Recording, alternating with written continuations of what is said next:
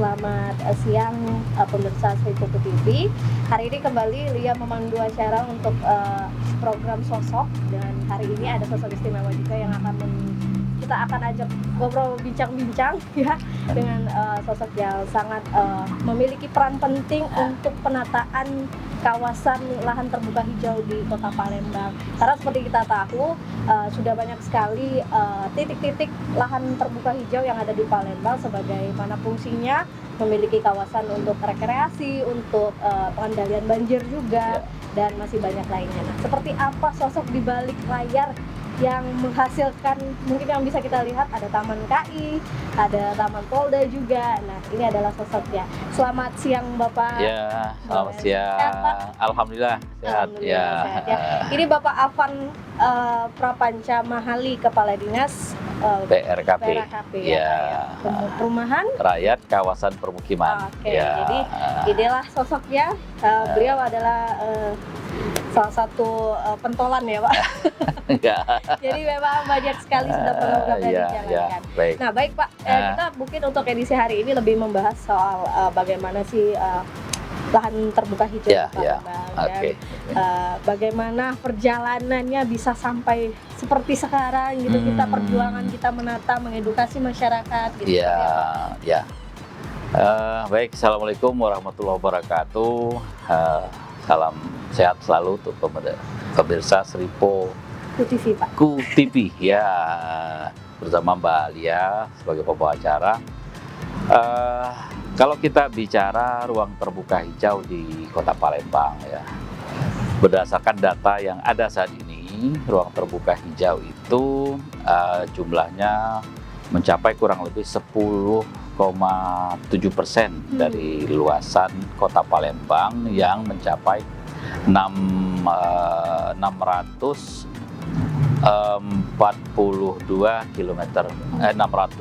km persegi ya. Jadi memang cukup luas ruang terbuka hijau. Namun kita masih belum memenuhi target ya, target RPJMD yang kalau kita mengacu ke undang-undang itu harusnya pemerintah kota itu berkewajiban menyediakan hampir mencapai 20% ya kalau sesuai amanat undang-undang. Tapi di RPJMD kita mencoba untuk menargetkan 12,5% paling tidak sampai tahun 2023 ada penambahan kurang lebih mencapai 2% lah. Karena memang kita akui kendala-kendala yang ada, diantaranya lahan-lahan yang perlu kita sediakan ini memang memerlukan alih fungsi lahan, kemudian memerlukan juga pengadaan lahan, sehingga dengan kata lain kita memerlukan juga anggaran yang tidak sedikit dalam hal ini. Namun demikian kita berupaya artinya mengoptimalkan yang ada, potensi yang ada ini, taman-taman kota, apakah itu ruang terbuka hijau yang berada di permukiman, apakah itu juga yang berada di kawasan daerah milik jalan. Nah, ke depan program kita fokus ke sana. Kita coba optimalkan dulu potensi yang ada, kita kembangkan. Tentu ini bukan tugas yang mudah, tapi juga kalau kita bersama-sama, artinya seluruh stakeholder terkait mempunyai suatu tekad dan visi yang sama, saya kira bisa kita wujudkan, dan kita berbagi peran, berbagi tugas, dan tentu saling mendukung, karena ini menjadi sangat penting ketika kita bicara tentang lingkungan ya. Kita harus punya suatu pemahaman bahwa lingkungan ini sejatinya adalah hak milik bersama dan harus kita jaga bersama, kita pelihara bersama. Alhamdulillah Kota Palembang ini kalau kita bicara taman, ada kurang lebih 200 titik taman yang ada di Kota Palembang dengan luasan yang bervariasi mulai dari 100 meter persegi sampai yang cukup luas seperti yang kita sekarang berada, yaitu di Kambang Iwa ya. Kambang Iwa ini lahannya kurang lebih 5 hektar. Dan saat ini Kambang Iwa menjadi ikon taman lah untuk Kota Palembang dan bahkan juga untuk tingkat nasional ya. Di sini sudah beberapa kali kita mendapat penghargaan terkait dengan pengelolaan lingkungan dan juga penataannya. Tapi perjuangannya sendiri Pak menjadikan sekarang menjadi Asri Rimbu Nyaman itu seperti apa nih Pak? Ya, jadi yang pasti kita sudah memulai ini sudah cukup lama ya. Artinya semua program yang dilakukan berkesinambungan baik oleh pendahulu-pendahulu kami juga di masa-masa yang lalu juga sudah dimulai. Dan kami juga untuk saat ini berupaya menjaga, memelihara dan merawat fasilitas yang ada. Beberapa waktu yang lalu kami sudah merehab gazebo-gazebo yang ada. Iya, tempat kita sekarang sudah terlihat sudah lebih rapi. Kemudian ada juga bangunan sarana pendukung yang sudah juga kita renovasi dan bisa berfungsi. Kemudian kita juga sudah menambahkan sarana-sarana bermain. Di sebelah sana ada permainan anak-anak, ada permainan sport juga, olahraga juga ada. Dan juga kita berikan juga semacam sarana-sarana rekreasi tapi yang berupa lampu-lampu ya, lampu-lampu taman dan juga tempat duduk lampu. Ada yang namanya lighting chairs yang memang kalau untuk di kota-kota di Pulau Sumatera baru Palembang yang menggunakan teknologi itu. Alhamdulillah kita sudah punya di beberapa taman kota seperti di sini di KI, ada juga di POM 9, ada juga di Taman Retesi Polda. Nah, diantaranya juga kita juga menggunakan sarana penghibur untuk anak-anak berupa proyektor lamp. Proyektor lamp jadi ada semacam lampu proyektor yang bisa menjadi arena bermain anak-anak. Dan itu memang kami lihat cukup menjadi magnet bagi anak-anak ya, terutama untuk berekreasi, bermain di taman-taman kota. Misi kami menjadikan taman-taman kota ini menjadi tempat berinteraksi ya, tempat artinya bersosialisasi, berdiskusi, barangkali juga bertransaksi, artinya juga ada fungsi-fungsi sosial, fungsi ekonomi, fungsi budaya yang bisa kita lakukan di sini. Dan taman inilah nanti yang menjadikan wadah tempat kita berkumpul, yang kita sebut adalah ruang terbuka publik hijau. Nah, itu konsepnya seperti itu.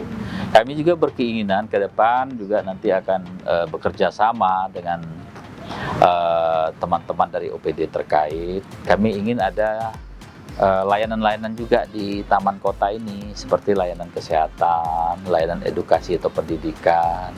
Nah, yang sudah kami jajaki, barangkali dalam waktu dekat kami akan sounding lagi ke Dinas Arsip dan Perpustakaan untuk dapat mengisi bangunan yang ada itu dengan materi-materi atau buku-buku, majalah, info pengetahuan dan lain-lain. Selain itu juga kami juga menjalin kerjasama dengan beberapa provider penyedia layanan online ya, artinya internet dan lain-lain. Ada fasilitas wifi gratis yang sudah kita siapkan di sini ya, sudah dipasang di sini dan sudah bisa diakses di sini. Itu ada ketik net spasi 5.000, kirim SMS. Nah, sudah ada. Itu terbuka buat umum. Sudah terbuka untuk umum, tapi ada kawasannya ya. Jadi artinya mungkin ada areanya, jangkauannya karena memang masih terbatas, tapi ke depan tetap akan kita optimalkan lagi, kita akan tingkatkan lagi jangkauannya, sehingga harapan kami semua pojok area dari taman ini bisa terlayani dengan wifi. Keinginan kami ya, taman ini nanti menjadi tempat tujuan lah, menjadi alternatif rekreasi, alternatif tempat, alternatif sarana wahana untuk dapat juga melaksanakan tugas kesehari-harian dan juga sekaligus beristirahat, menikmati suasana taman dan tanaman-tanaman yang ada di sini. Lebih nyaman ya Pak? Lebih nyaman, Siap. betul. Tadi ya. disebutkan ada 10, sekian %. Iya, Artinya betul, pemerintah 10,7 Kota ya. Palembang menargetkan setidaknya 12,5%. 12,5 ya. Iya. Itu bisa tercapai di 2023. 2023, betul. Upaya apa saja nih Pak? Bapak sebagai Kepala Dinas PRKP Iya. untuk berinovasi mencapai hal-hal ini dengan kondisi Kota Palembang semakin padat, Iya, betul. semakin banyak bangunan dan menyiasatinya seperti iya. apa? Itu? Baik, jadi kami tadi sudah saya sampaikan ada beberapa strategi yang kami sudah lakukan. Itu dan ke depan tetap akan kami kembangkan kembali. Yang pertama, kami coba optimalkan fungsi-fungsi daerah milik jalan.